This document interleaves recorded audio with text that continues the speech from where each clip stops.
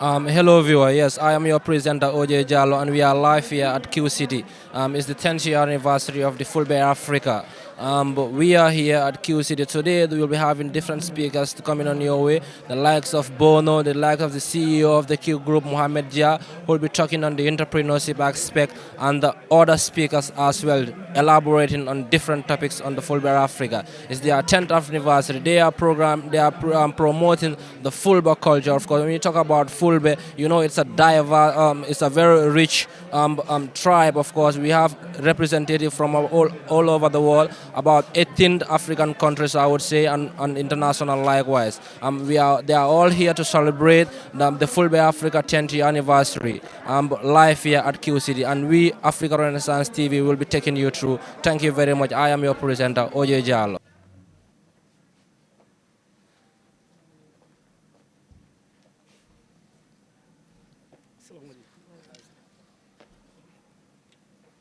أعوذ بالله من الشيطان الرجيم بسم الله الرحمن الرحيم الحمد لله رب العالمين الرحمن الرحيم مالك يوم الدين إياك نعبد وإياك نستعين اهدنا الصراط المستقيم صراط الذين أنعمت عليهم غير المغضوب عليهم ولا الضالين اللهم صل على سيدنا محمد الفاتح لما أغلق ولا خاتم لما سبق الناصر الحق بالحق والهادي إلى صراطك المستقيم وعلى آله حق قدره ومقداره العظيم إن الله وملائكته يصلون على النبي يا أيها الذين آمنوا صلوا عليه وسلموا تسليما صلى الله تعالى عليه وعلى آله وصحبه وسلم تسليما سبحان ربك رب العزة عما يصفون وسلام على المرسلين والحمد لله رب العالمين فاتحة صلاة الفاتحة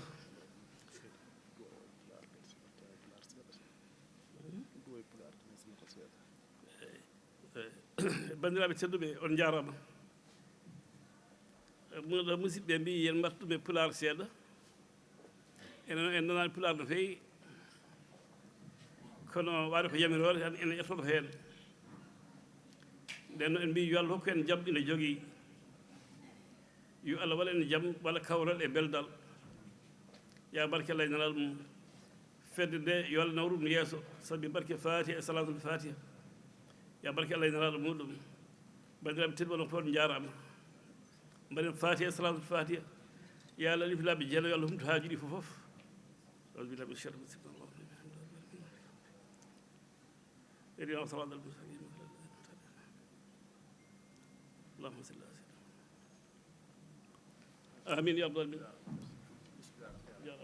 jar duwaji ɗi fof no kaldirmi nane aɗa en ɓooyi en leeli fuɗɗade alatani ko ɓoynete joni ko fuɗɗagol tan naata e yewtere he ko ɗum poɗɗen wadde ngam fuɗɗagol noon en noddat mo ganduɗa ko kam heynori ngal dental biyetengal Fulbe Africa Aliou Sow o bismo hoɗɓe ɓe ko ɗum ɗo woni no puɗɗorten président bismillah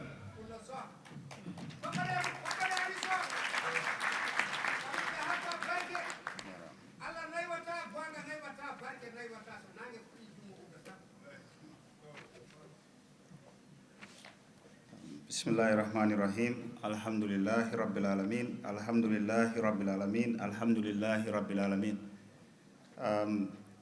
Hanmi fuɗɗo mi jarnat MC aji ɗi walla jogiiɓe wallu haala o hannde ɗon nganndi no welaani he ko haala mumen gilim ñalawma ɓe ɗo jooɗiiɓe min padi min leeti min jaafno hoɗɓe ɓe fof surtout immorɓe caggal leydi sabu ta haali wattuli tati puɗɗotoɗa ɓe gacci haaju mumen ɓe jooɗo ɗo ɗum ko yafnagol he amen minen sukaɓe joɗɗingol ɗo mawɓe ha wattuli jeego min puɗɗaki nden noon minen tori yaafu he ɗum gandon ne waɗgol wan o programme weeɓani hawringol yimɓe fof surtout ton ji boli ɗiɗi jahne joni goɓɓe ɓe ɓe immora ɗo woɗɗi ko ɗum rek takno min tardi fuɗɗagol ɗum noon on torama yaafu he ɗum min jetti joɗaniɗo ɗo laamu ngu no ɓete joɗaniɗo ga e Ministry of Tourism e Culture woni yeesojo NCAC ha Sum Cissé minen ɗum jettano bete heko joɗani ko ɗo laamu ngu he cultural ministry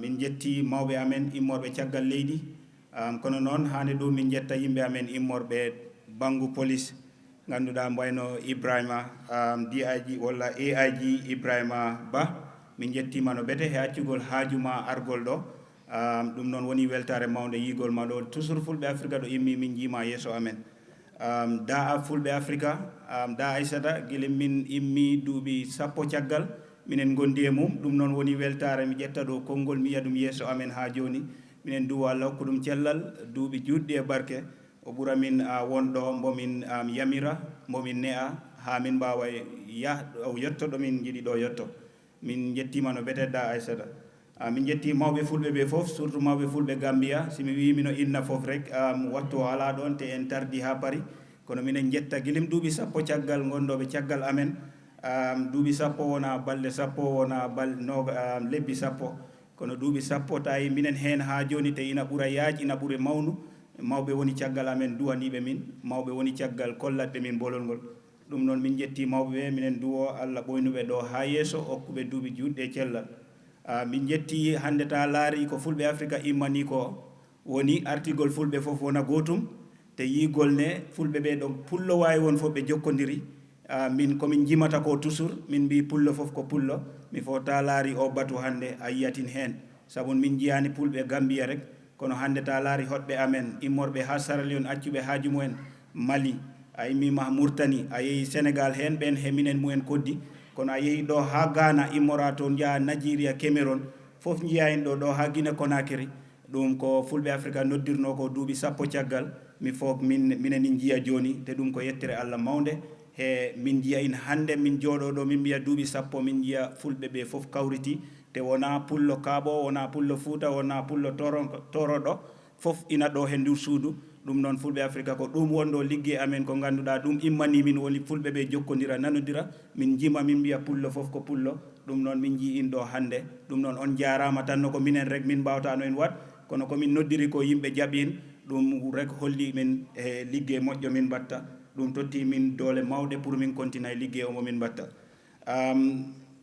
komin gowno ko wat woni min gara min mbaɗa cultural night walla hollirgol fina tawa amen min mbaɗayne kasitoji min mbaɗayne radio ji kono min jiine ɗum in fotani ɗon fot min fot jooɗo min jewta fulɓe immorɓe Guinée immorɓe Ghana immorɓe Africa fof ɓe jooɗo ɓe jewta ta en ngar rek ta en ɓuura andotir ko English wiyata ko networking mi fof ɗum ne ina foti won he fulɓe he jiya ten jewti rek en nanotirat te en ɓuurat famodir mi fof ta laari ñawuji fulɓe ko ñawuli enen fof ala Gambia rek ta haali ñawu Gambia ngu ta ina Mali ina Ghana ɗum noon moƴƴanno bete pour jewten jiyen no Ghaniyanoɓe mbatta no Mauritanianoɓe watta no Malianoɓe mbatta Sierra Leone hono ɓe mbaɗata ha cafaren walla hono ɓe mbatta ha ñawden ngun ñaw enen ne enen fof janggen hen ɗum noon ɗum taki o batu nodda nde yewtere nodda pour ɗin ñawuli ɗi wawe yewte enen fof mbawen nanodir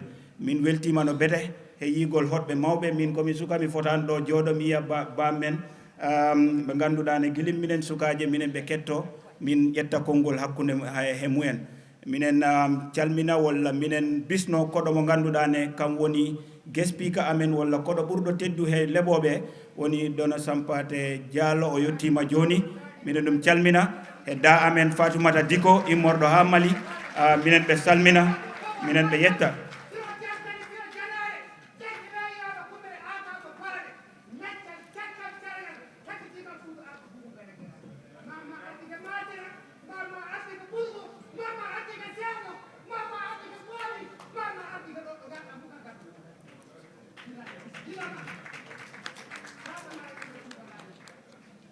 iriyate min gandi liggey mo mbaɗanta pulagu e ko mbatta Africa ɗo fof ɗum noon woni weltare Fulbe Africa heɓgol mawɗo mbaɗoninoma ara tawte ɗo woni weltare ne yigol ambassadeur Mauritania ɗum woni weltare mawde guilem fulɓe guilemo ari e ndi leydi kam ɗaɓɓiti Fulbe Africa ha o yimin komin goni ko sukaɓe fof o yimin gare note min galle min wona office min tawata on kono gare galle am min ɗum yimɓe jelo poti toon ar o wi fedde nde fof yo ar mi ɗum ko minen temedere he ko fawi o wiɓe fof yo ar tawi ko fulɓe hen suudam ɗum mi uddata ndu pour fulɓe ɗum ɗon ko yettere Allah mawnde His Excellency Mohamed min calminima min beltima te guila min jeeyi toon ne ko waɗi ko mi haalatin sabu no wi min garta galle mum min jara ataya rek min jaa kono ko mbaalu o totti min ndamdi mbaalu mawdi o wari o totti min ñamma o wi Fulbe Africa o bisnima amin ɗum nen ko weltare mawde o heɓino yaade base o dañi réunion o wawano ya o wi mbomin sukka farafeñe Allah waɗani in kono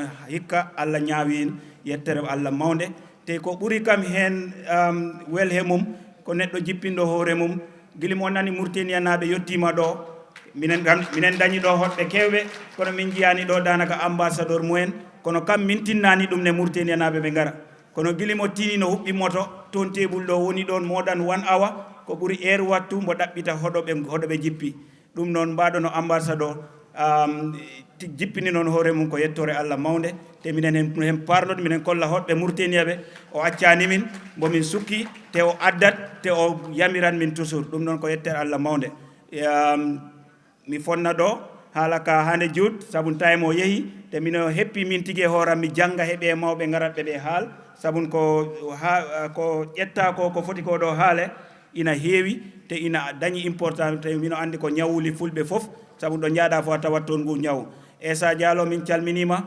anne Fulbe Africa gilimɓe puɗɗiɗa sukki amen ɗo min jeeyi fof cukka min a waɗani min vidéo aji a hollimi funtini cassette aji e Fulbe Africa te a toraki min walla a wiyani min jomma en haydara ɗum noon ko yettere Allah hande minen juuro duuɓi sappo min jima gara jooɗoɗa woni nafoore amen min jiya mawɓe ɓe mi wonata sukaɓe rek woni hen DJ Abouba a bisnama anne a accani Fulbe Africa mi wani an woni premiére ganduɗa DJ ɗo Gambia tottuɗo Fulbe Africa plateforme guilim 2013 ɗum ko duuɓi sappo walla duuɓi jeenayyi caggal woni weltare min ƴetti salminago media fof min tottima calminana min media naɓe fof joguiɓe wallu cakoɓe kibaruji ɗi on jarama mi fonnayin ɗo enen fof janggen heɗo ta en gar rek kettoɗen gacceni noon kala immiɗo ɗo hande mo foti janggu e nde yewtere te ko ɓuuri kam wel he yewtere nde ɓe tottat onon ne ton dañi ko jahni on he koɓe kaali ko landoɗen ɓe ɓuura in laɓɓin ta en gaccuɓe mawɓe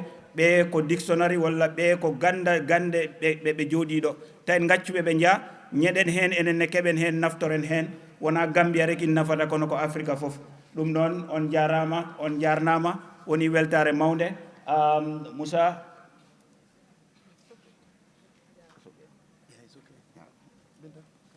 all right on jarama ha yesso on jarama no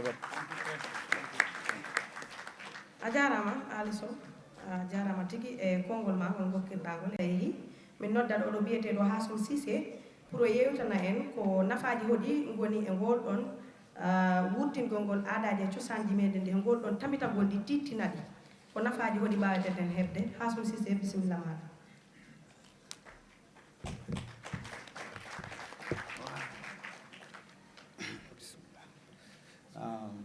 Good evening to President Fulbe Africa, Mr. Sow,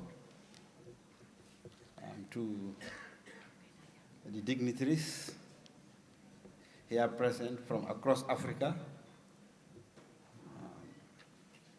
to members of the high table also, our good brother, a real soldier for African languages, Dr. Fafa. We're happy to have you there. Ms. Balde, we're happy to have you. I want to thank everybody here present, including the ambassador of the Islamic Republic of Mauritania, who also I know has played a very, very important role in this program. To the Honorable Diko, the elders, the senior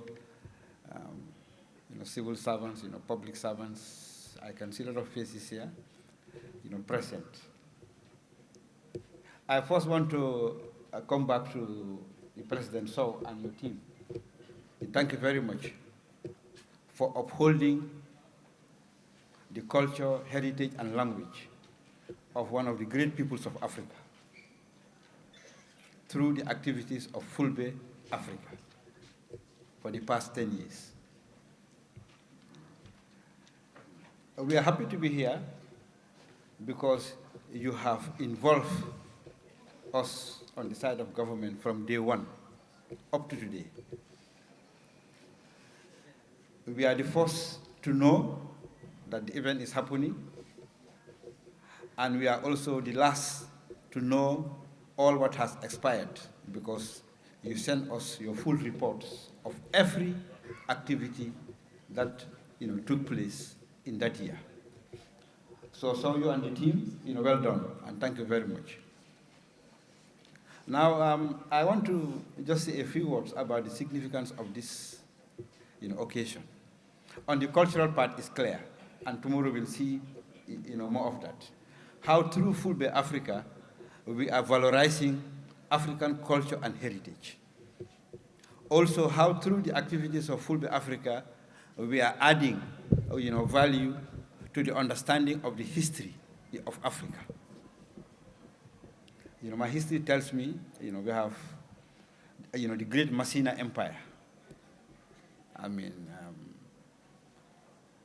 And which was also sort of the bastion of academic achievement, of scholarship. I also have to, mention Futa Toro. Which was really, one of the, first confederations in the world, and also a center of academic excellence and learning. And then coming closer to the other centers, of scholarship, all within the sphere, of the Fula, Fulbe, the Halpular, as we call it. How through scholarship, through the building of empires, through state building, these people have really honored the dignity of the African, because of the, their prowess in state building. If you look at the, story of Alhaji Sir Omar Tal, we see, his side, as a state builder, as an empire builder, just like Napoleon, a la Napoleon, but also his side, okay, as a religious scholar who championed the spread of Islam and unity and, cohesiveness, and tolerance. Just to give him as an example. I don't have to go up to the, things he did at Banjangara and so on and so forth. But just to use, Alhaji, Omar Futi-Tal as a very, very good example. Now, the centers of learning, in present-day Mauritania, okay, in Guinea. All these, brought together, and of course, I have not mentioned, the Adamawa, going up to, present-day Central African Republic.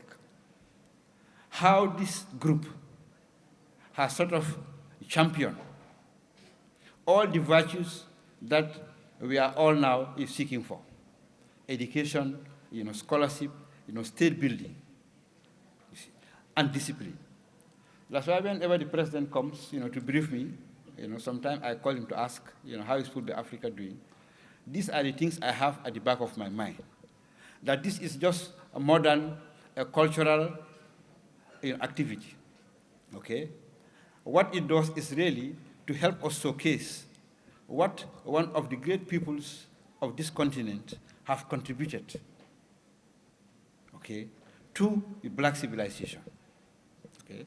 And I know as, these conferences continue in the future, I will be, having more historians and anthropologists, and language experts, who will be going deeper into this. And these are achievements that we also have to document, okay? Because, so many of the challenges we are facing on the continent today, like instability, wars, jihadism, and so on.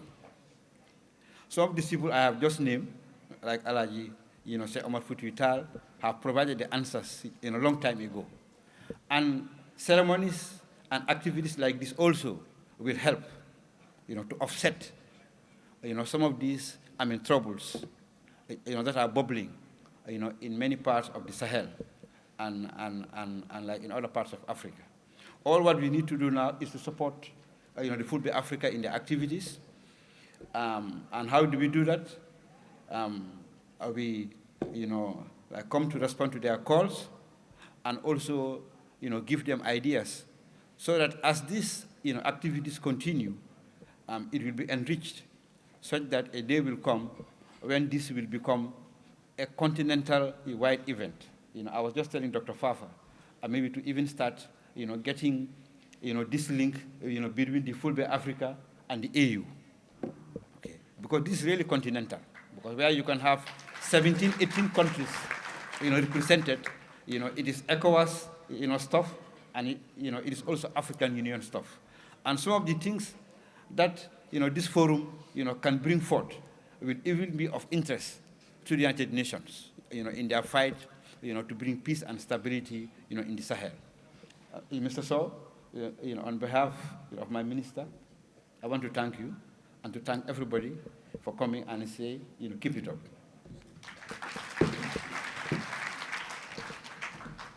Ni en noddat mo ganduɗa ko kam woni koɗo men mawɗo koɗo men tedduɗo leɓowo mawɗo e ngal ɗo dental walla nde ɗo fedde ɗum woni ko wiyete guest speaker ɗum woni Dono Sampate Diallo o ara waɗana en yewtere.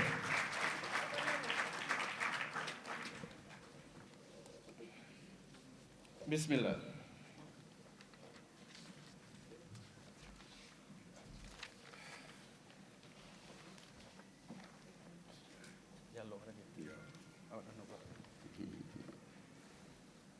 أعوذ بالله من الشيطان الرجيم بسم الله الرحمن الرحيم الحمد لله الذي هدانا لهذا وما كنا لنهتدي لولا أن هدانا الله والصلاة والسلام على طبيب القلوب والنفوس سيدنا محمد صلى الله عليه وسلم بندرابم فلبة بندرابة جولبة goto fof inde mum e yettode mum min calmini ɗum mbeɗa jarno on mbeɗa salmina on mbeɗa juuro on e inde ɓe gardumi ɗo ɓe woni Fatimata Sow mo ganduɗa ko kañum woni jooɗoniɗo ɗo RFI fulfulde mbiɗa arde Amadou Diallo mo ganduɗa kadi ko kañum woni documentaire mo ganduɗa kañum wallatami e golle fodde ko gollatmi ko e Issa Sow mo ganduɗa kañum jogui mobile ngel ngam min mbawa yaade ɗo min jiiɗi e so ɗum yawti fedde Fulbe Africa hundu kam wawa hande o yettude on mi wawa mi jogaki ngal ɗemgal hande o yaha tan mataw seeɗa seeɗa fof mi yetto on seeɗa seeɗa fof mi yetto on ha ɓerdam ɓuuɓa mi anda mi wawi on yettude kono ɗo joni so wi mi yettat on way kono hay huuɗo mi haalani eɗen jarna ambassadeur monsieur l'ambassadeur mo Mauritanie o waɗi ko yooɗi eɗen jarnamo eɗen calminamo eɗen calmina député mo ganduɗa kadi ko ɓi arɗo to Mali to ono Fatimata Diko eɗen calmina ha joni e nder dental ngal tawɗen ɗo worɓe mawɓe ina jeeya hen mawɗo Oumar Ka eɗen calminamo no feewi saabu ko mawɓe fotɓe ni so tawi na ngara e dente men eɗen jogui yakar ɓeɗo wona bonnannoɓe wona irannoɓe fina tawaji meɗen eɗen calmina ha joni gorko ñeeño oɗo Bokara Hamadoun Farana so tawi en yeeɓi Bokara Hamadoun Farana en mbi eɗen jiiɗi daranade fina tawaji men ko woni toɓɓere ne jiɗɗen yewtude sen ƴeewe makko tan en ɓeydoto softude e daranade fina tawa men so Bokara Hamadoun Farana saaji a namnoto beela kanko ko cheikhujo tan dewo Allah joom talibaɓe walla ko joom hoddu bambaɗo sababu ko tijaniyanke timmuɗo ko laaɓɗo no feewi o wona joom cagarte ko heewɓe gañirate tawi ngoni naalankoɓe walla ngoni ko wiyete fina tawaɓe jogii walla goɗɗum ñeeñɓe kono kanko Allah rokkimo laɓɓinaymo haa yimɓe fof no nganndi mo so seernaɓe ngari dental cheikhuɓe o arata o jooɗo mo jogii ko haala so wiyama yo juulno yimɓe tawa ko mbo wawi juulnude yimɓe so ɗum yawti eɗen calmina haa jooni sukaaɓe fulɓe ummiɓe leydi Mauritanie so mi adrima leydi Mauritanie waɗi ɗum ko irkise jibinami min ko irkise jibinami koye nder leydi Mauritanie gadimi ɗon wuddam ndu ubba woni ira sen jawti ɗon mi rutto kadi to toowi mi jarna ɓiɓɓe fulɓe Sierra Leone ko leydi fulɓe ndi ɓuri mi yebde e fulɓe hewɓe leydi Sierra Leone fulɓe Sierra Leone ko fulɓe ɓe ɓuri mi yebde e pulagu fodde darne maɓɓe e pulagu fodde no ɓe jiɗiri pulagu fodde sippira maɓɓe ngoɓe cippirte ha pulagu dañi gueɗal e nder leydi Sierra Leone tawi ko joni ɓe mbiyete ɓe keeɓi 20% tawi wonɗo leyɗele fulɓe jogui 50% kono ngala on ɗon valeur sippira gon ɗon e darade hollude hoore mum waɗa imposé hoore mum ha daro yee ɗum noon eɗen jarno leydi Sierra Leone naaɓe no feewi eɗen jarna leydi Ghana ɓiɓɓe fulɓe Ghana ɓeɗe mbiyaɓe bisimilla e dental ngal ɓe mbaɗi ko yooɗi ɓenne ko fulɓe waɗɓemi ko wiyete kamɓe juhimi yogaɓe fulɓe noon Gambia Sénégal ke wiide ko bettimi ɓe bettimi wonno mi waɗi duuɓi 10 mi naatani leydi Sénégal mbeɗa ummi ɗo 82 gartumi ɗo 92 ɗeɗo leyɗele ɗe jahannomi fof mi ari ha Benin mi yottaki Togo mi yottaki Ghana mbeɗa nana kay mbeɗa yanana fulɓe Togo no gooti kono fulɓe Ghana mi nanaki tabital pulagu 2002 ha tabital pulagu 2012 Bamako puɗɗimi yiide fulɓe Ghana mbimi a bon fulɓe nayi leydi Ghana wadde mi immoto mi yaha li leydi mi yiya ɓen fulɓe sabu ɓeɓe jiimi kay ko fulɓe laaɓtuɓe e pulagu e minne mi meeɗa nante fulɓe nani e nder leydi Ghana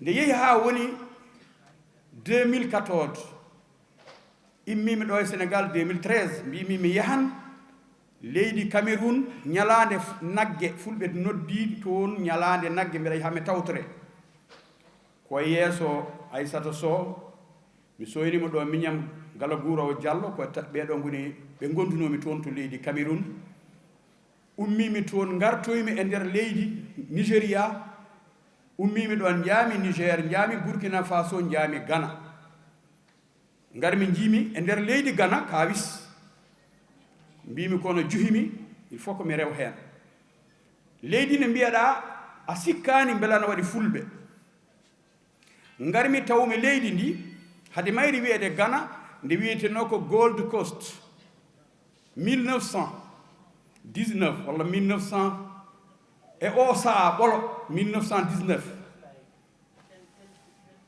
e kamɓe 1911 pardon 1911 leydi Ghana ndi ɓe mbi eɓe joguino on saa fulɓe ɓe ko 8060 notan Ghana wona Ghana fof ko bange sahal Ghana woni bange rewo Ghana ina jogii fodde temedde 650 ɓiɗɗo pullo e nder leydi Ghana on saa ko leydi gootiri leñol gootol ardiɓe kamɓe ndewi hen ɓuri heewde e nder leydi Ghana ndi anen ɗo ko kawis ko ɗon jimi ɓiɓɓe fulɓe aynaɓe toroɓɓe talɓe taniraɓe Cheikh Oumar Fouti Tall taw jomum no jogui ujunaji ɗiɗi nagge ndeka toroɓɓe na gayna ndeka toroɓɓe garti ɗo gonno lasli mumen ko ɓiɓɓe aynaɓe gonno ɓe garti kadi ɓe gonti aynaɓe mi tawi ɓe leydi Ghana kono ɗum ɗon fof so tawi fulɓe Africa mbi ina nodda pulagu ngam darade hesɗitinde ko wonno pinal fulɓe ƴeewen fina tawa men o beela ko fina tawa lobbo beela ko joni ma ko ɓoyɗo wonno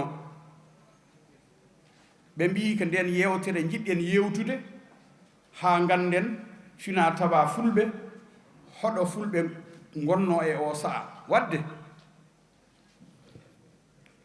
hade mene yaade e haalde fina tawa fulɓe eɗen poti andude fulɓe tawo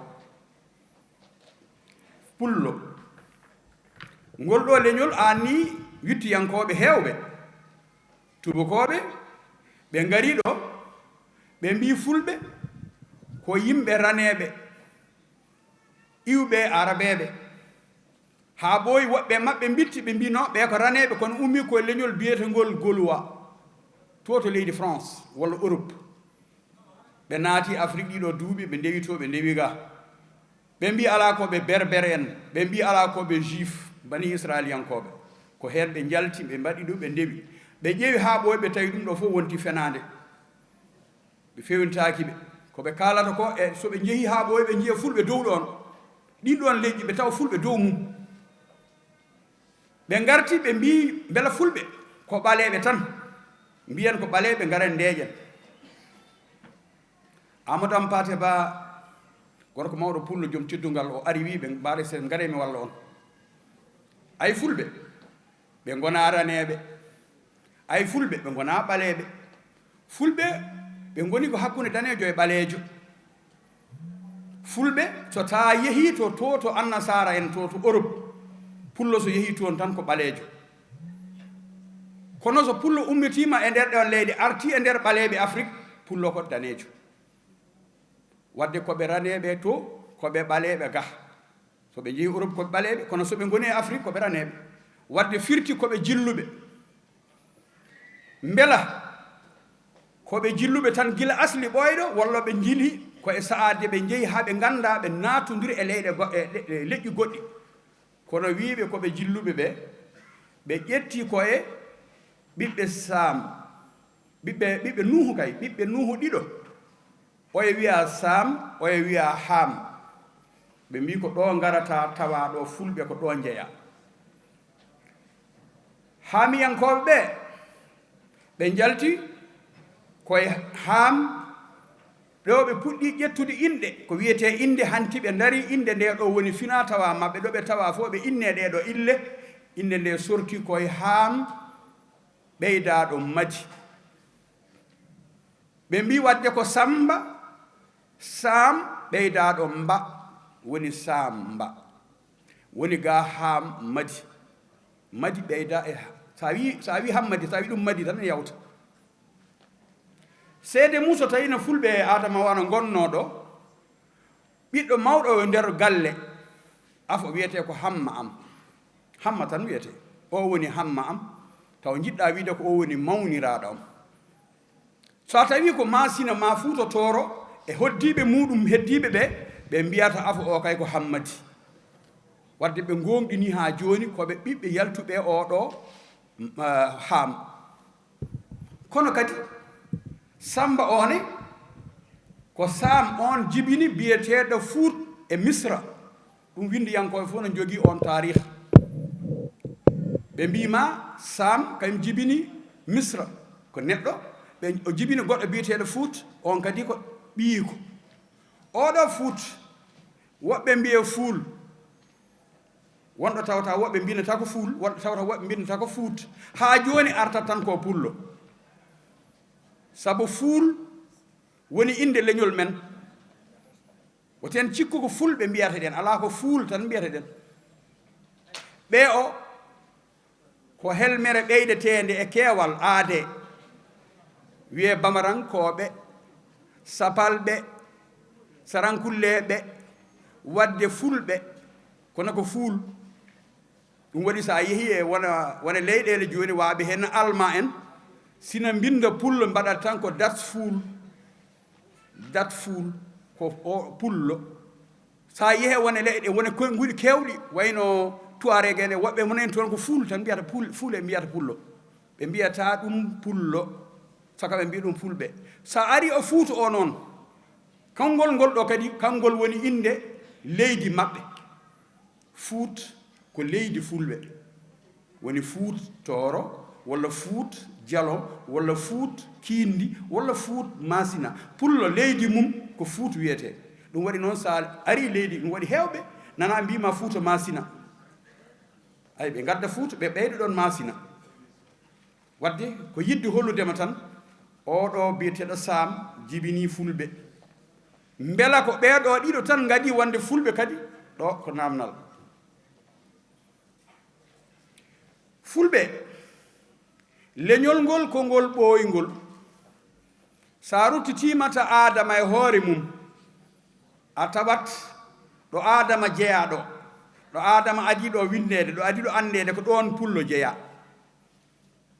ɗum woni adan hoɗorde adan nde ngannduɗa koye nder Afrique ne tawate Adama jeeyaka e aduna o fof so wona Afrique neɗɗo ɓaleejo adi feeñde koye Afrique neɗɗo ɓaleejo o kadi ko oɗo wontoye yimɓe raneɓe kadi e nder monde o ɗum gandal holli ɗum ha yimɓe laaɓa adi wonde aade tagaɗo ko ɓaleejo nde yimɓe ɓe gontoye raneɓe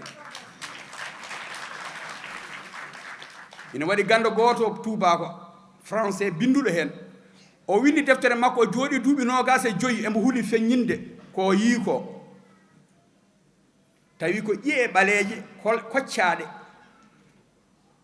ɗen ƴeewoya laboratoire uji maɓɓe ƴeewa tawa ɗum ɗo ko neɗɗo gadiɗo e tagore nde woni ɗo kono ko ɓaleejo ko e makko yalte e makko wonɓe ɓe hande Europe Espagne France woni ko partout jalti koye oɗo ko ɓaleejo o wi ndeke tout le monde était noir yimɓe fof ko ɓaleɓe ndek gonno nde o haali ɗum de mbinum holno jooɗorɗa ngannduɗa ɗum ɗo duuɓi poɗɗi ni e wawa ɗum haalande yimɓe o wi on saha somi haalino tan mi warete komi jooɗiɗo ha duuɓi ɗi tolniɗo puɗɗimi dañde cuusal feññinde ɗum mi wiya yimɓe ɓe fof gadi ko wonde ɓaleɓe ko wayloy ɗumen haɓe danwi ko ɗum ɗo e ɗum ɗo wadde noon so tawi ɓeeɗo ɗiɗo en mbi Fulɓe jalti e ɓeeɗo ɗiɗo ina feeña e gurdam pullo aɗa ara e galle debbo pullo e gorko pullo tawa koɓe fatama keneɓe won hen mbiyata tawa koɓe nawɗuɓe gona ɓaleɓe kurum kono ɓe gona woɗeɓe coy e nder ɓiɓɓe makko yaha ɓooye tan eɓe jibinanno waaɓena maɓɓe ha ɓooye tan ɓe jibina boɗejo coy goɗɗo ara kadi wona boɗejo coy ƴeewa taɓa ɓeeɗo ɓurɓe rawnude ɓe ɓuri nandude bamum en tagodi wadde wawa yeddude wona ɓiɓɓe makko ndene de ɓiɓɓe makko ɓe koɓe ɗiɗo koɓe ɓaleɓe ndeke ɓe jibini ɓaleejo koɓe ɗiɗo ɓaleɓe ɓe jibini boɗejo walla koɓe waɗeɓe coy ɓe gonno tan ɓe jibini sukaɓe ɓaleɓe e nder galle goɓe jiidi yuma e baaba taw kamɓe fof nandi sa ƴeewi ƴiƴam aɗa en ma taw kamɓe fof jiidi baaba kono oɗo ko ɓaleejo o ko boɗejo ɗum jomiraɗo hollirta wonde e nder tagodi maɓɓe ɓe garino eɓe goni ɓaleɓe wadde eɓe goni raneɓe ko kanko waɗano invité kanko joguino conférence o kanko joguino hirde nde ñande hen nde o arti laawol ɗimmol o wi ko kalɗa koɗo bandam yo winde jangguinen ɗum ɓiɓɓe men fof ndeke Fulɓe mbawi yimɓe fof e leydi ɓurno andude yimɓe fof ko woni neɗɗagal wassalamu aleykum wa rahmatullah.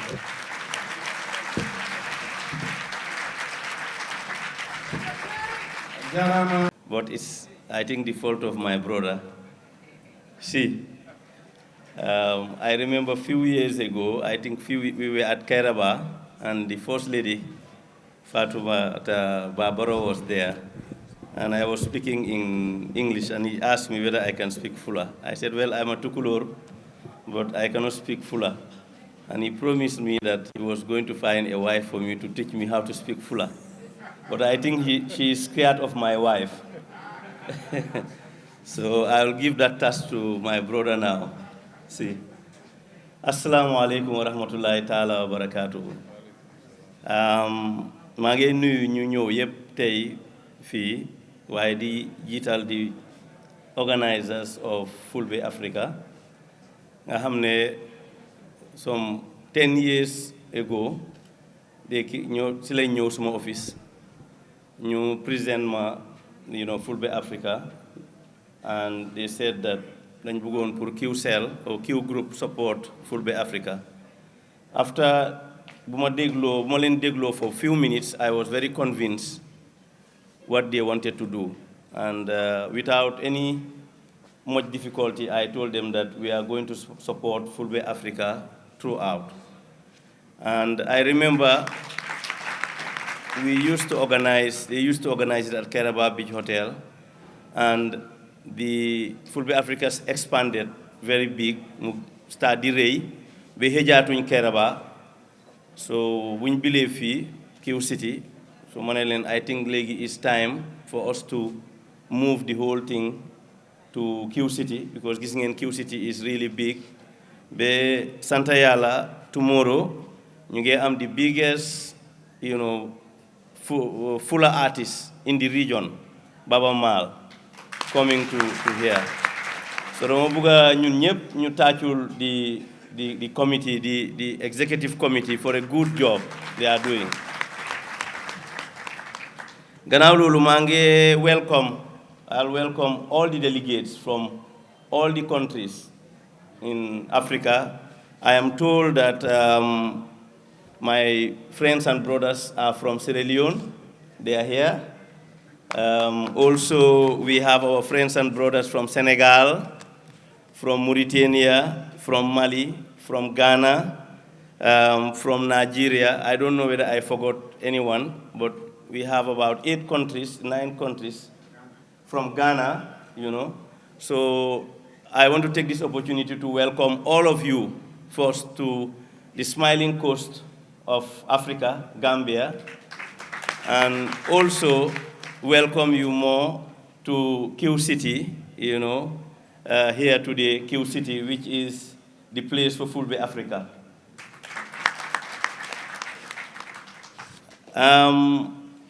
Few days ago, I was called and I was informed that I am supposed to talk about entrepreneurship.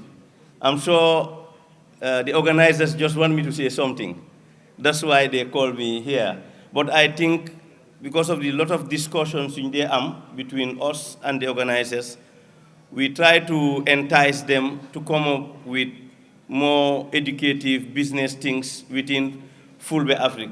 Because culture is not only about singing and dancing and showing a culture, but culture, our great-grandfathers, the Fulanis, brought in culture in Africa through trade, through business, through religion.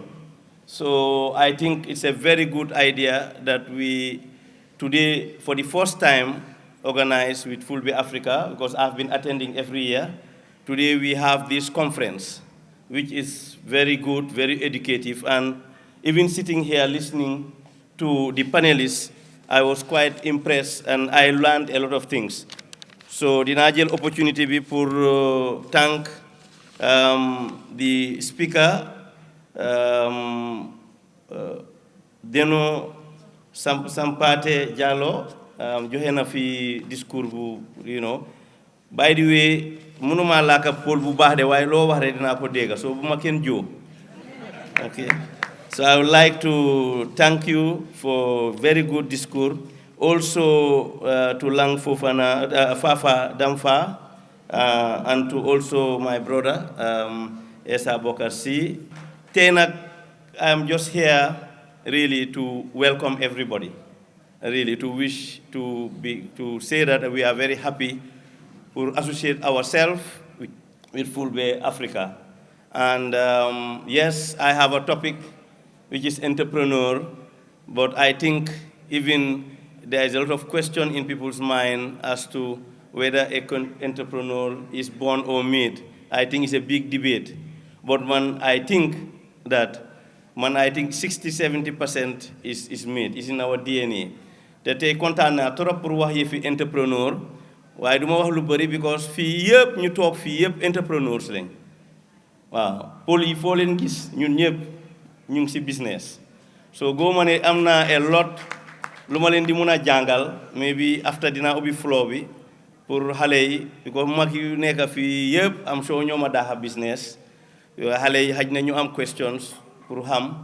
Waaye pour wax rek ne entrepreneurship, man to me, musuma foog ne I will be a businessman in my life. I studied engineering, I finished, and I wanted to be a teacher because my father was a teacher, So I wanted to teach mathematics and physics. But there was this lady who had this contract to supply walkie-talkies in Gambia, and he came. I knew her in Sierra Leone because his brother was my close friend. She won the contract, so my own jati game. So I was taking her around to see where to supply these walkie-talkies. She was from Sri Lanka. After about 10 days with her, when she was going at the airport, she told me, Mohammed, I see you to be a very good businessman. I think you should get into business, because I was teaching people how to use the computer. And then she decided, not only that she told me that, she came back again to make sure that I open a business. My first business, a lot of people don't know the name, but it was called Soft Touch Technologies. I was into telecenters. So I used to deal with a lot of my, friends and family and, tribe mates. So, we were doing most of the telecenters in the country. So Fula, small business started. But really, when I wanted to do business, I went to my father. My father was an imam. He was an educationist. I am a first-generation businessman. Can develop business in my family. I was the first. So when I went to him after Fajr prayers, usually Fajr Wepare, I went to him and I said, I want to go into business. I want him to pray for me. Okay, I will pray for you, but tomorrow after Fajr, I will give you some advice before you get into business. I said, okay. So the next day I was waiting. I was wondering what type of advice my dad will give me, because my dad doesn't know anything about business. He has never done business. So I was really looking forward to this. By the way, I just saw Esa Jallo and also Momodou Ba, Senior Manager QCell. I would like to welcome them to also this gathering. I see them every year. So after Fajr, I went, I sat with him, and he said, I will give you only one advice. You want to be a big businessman in Gambia, in Africa, in the world? I said, yes. He said, I will give you one advice. He said, the advice is just be a good Muslim. That's the only advice my father has ever advised me, to be a businessman. But he didn't stop at that. He told me, but tomorrow, after Fajr, when we pray Fajr, I want you to tell me what is a good Muslim. I want you to come and you go and do your research and come back. This is the only advice I give you. And if you follow it, you will be one of the biggest businessmen. But come back tomorrow and tell me who is a good Muslim. So I went and I did my research, and I saw that Islam, all what Islam does in you is to be honest, to be disciplined, to be hardworking. Julit Buba, dafa honest, dafa am discipline, dafa liggéey. This is why you see most of the Fulas, or most of the business in our countries is done by Fulas. Because in Islam, what Islam respects first is education, first. I think the first ayah, if my brother can, confirm, is Iqra. And there is a hadith which says that you go and acquire knowledge anywhere, even from Sin, even from China. So the first thing I want to tell my brothers and sisters here is, if you want to be a good business person, one, you have to be educated. Today, I have cousins and friends in the village. I come from Fas Omar Saho. I have cousins there. They cannot own QCell because they are not educated in the language of technology. Maybe they are educated, they are Hafiz Quran and everything, but that is not enough. My father used to be an imam. He used to head a school, an Arabic school. So he could have just taken me to an Arabic school. But if I was in an Arabic school operating in a country which the official language is English, I will never be the owner of QCell. So nañ bàyyi xel loolu ne environment bu nga nekka da nga war a jànga si environment boobu leen nga liggéey nga seet tey technology mooy everything. You try to educate yourself in technology. But if you have education, the only way you will succeed and you will have peace of mind and you can go to sleep anytime you want is if you have Islam to back that education, Islam to back that business. Any business you are doing in this world, which you don't have Islamic principles to back them, you are going to fail. I can tell you that today. So the only message I give to the young people here today is, one, go make sure that you are educated. If you are from grade 12, make sure you go to university, or you are doing good technical education. Go up to PhD level if you want. Whatever, make sure you are very strong in education. But don't forget your deen. Today we are talking about Fula. This is the characteristic, and I've had a lot of speakers say it here today. The characteristic of a Fulani is that he is educated and he has deen. He is a good Muslim. Sëriñ ñu ngeen di dégg fii yëpp si West Africa yëpp, most of them they are from the Fulani. Why? Because they were educated and they were in business. But the business was based on Islamic principles and fundamentals. So dama bëgg lool pour xale yi rek ñu xam ñu bari nga fo ne ñun we just came to this level just like no. This is the main thing. This is what we used to come to our level. Today, if I did not respect Islamic principles, I will not be at this level. Because dina sàcca nit ñi, dina leen tapale, lu ma wax nit duma ko def. You know, I will just look at the money. The fastest way to make money, I will look at it and do it. Everybody knows that the fastest way to make money is drug. Everybody knows that the fastest way to make money is money laundering. Why are we not doing it? Because our deen does not accept it. And even those people who are in it and make billions, at the end, they commit suicide. They don't have peace of mind.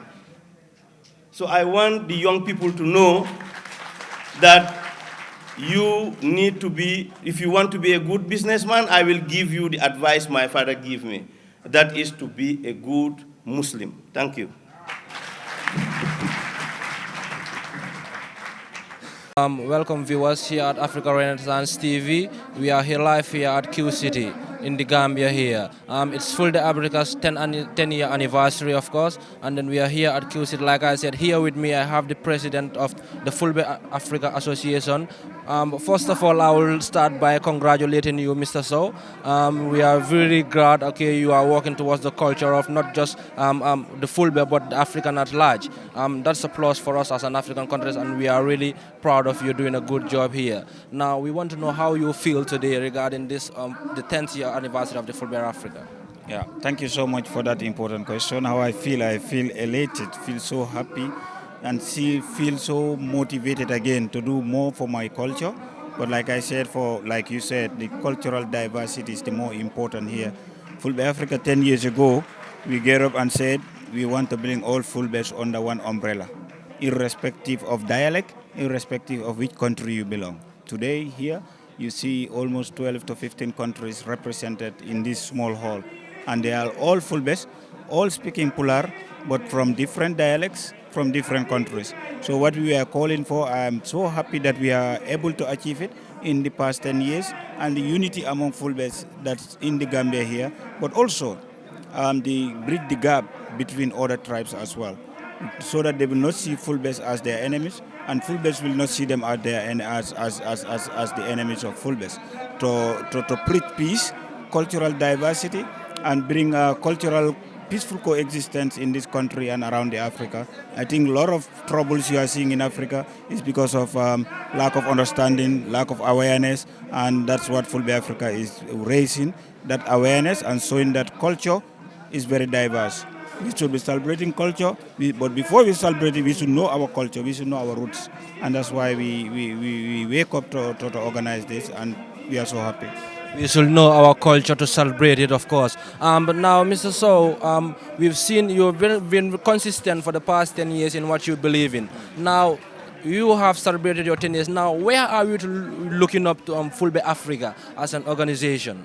Thank you so much for that important question. After these 10 years, we're going to for our next decade or so.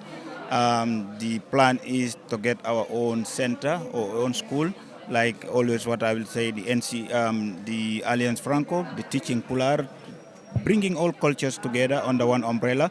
That's what we want to have. We want to diversify the culture, but we also want other cultures to come and embrace their cultures. Other tribes come and embrace their culture, so that all the continent, all the other countries, or all the other continent can come and learn from Fulbe Africa how to celebrate culture, how to diversify it, and that's why that is our role, and that's why our expectation in the next 5 years or so to have our own school and teach Pular and write Pular, because we cannot maintain this language if it is not written. The language should be written. Today we've seen Swahili is written. We saw the Hindis are learning in Hindis. We saw the Arabics are written Arabic. We saw the English speaking is writing English, the French writing French. Why not us, our cultures? We should be writing in our own language or tribe. So not only Pular, Mandinka, Wolof, Jola, Sarahules, they should be writing in their own language, in their own mother tongue, so that they can be easily communicate, they can easily maintain it, and the culture will not die, the tribe will not die. That's our role, and that's what we want to do. That's your role, and that's what you want to. Finally, Mr. So, finally, okay, how do we intend to diversify? Because already Fulbe Africa shows that identity that is a Fulbe organization. How do you intend to work with other tribes, at least to bring that cohesiveness, that togetherness among tribes? Okay, we understand that from time to time we've seen tribal conflicts among tribes. How do you intend to work with other tribes as an identity of Fulbe Africa? Thank you so much. How do we intend to do that? We are already doing that. It is to partner with other tribal associations. Last year, if you may know, last year we have the intercultural Fulbe Africa Intercultural Conference in Kairaba Hotel. We brought all about 9 to 10 tribal associations or 10 tribes in Kairaba to discuss diversity, to celebrate culture. They came and speaking in their own language, and they showcase their talent in their cultural diversity. They put on their clothes, we put on our clothes, we all in one umbrella. And that's the only way that we can show, we can share one platform, and we can discuss our diversity. So we can celebrate culture, but not only Fulbes. Like in Fulbe Africa anniversary, you see only Fulbes. But in our intercultural, you see all cultures in there. That shows that Fulbe Africa is not here only for Fulbes, but our partnership department is doing great to connect to other tribal associations so that we can unite, we can work together. Our culture is different. It's very diverse, but we are all one people. And that's what we are promoting. But we want to showcase our diversity. We want to showcase it, and that's why we are here. Fulbe Africa is not here against any other tribe, and is apolitical, meaning non-into politics.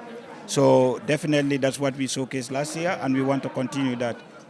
Programs, exchange programs between other tribal associations, so that we can do a lot in our cultural diversity things. Yeah. So that we can do a lot in our culture. Thank you very much, Mr. So, for your time. We are ready to have you here with us. And once again, congratulations to you and your team. Thank you very much.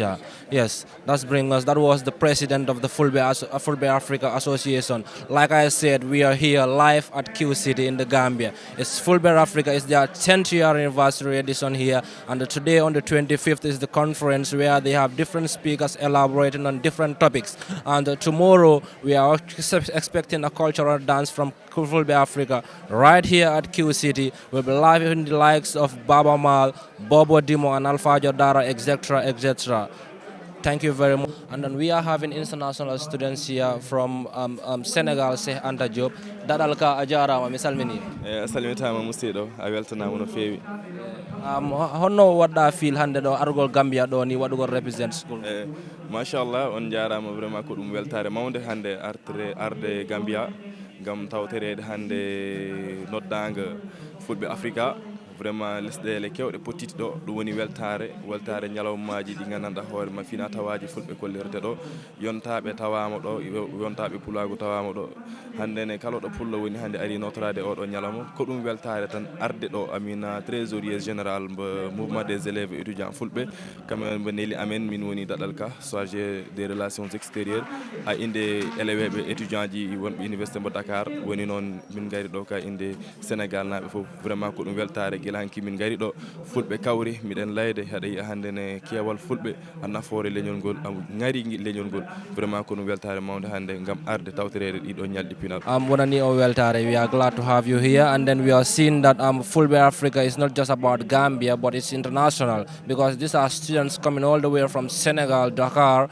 coming to grace the occasion here at Qcity in the Gambia here. Jarama Buye Maudo, we are happy to have you here. Yes, Jarama Buye. Thank you. Okay. Yes. Merci.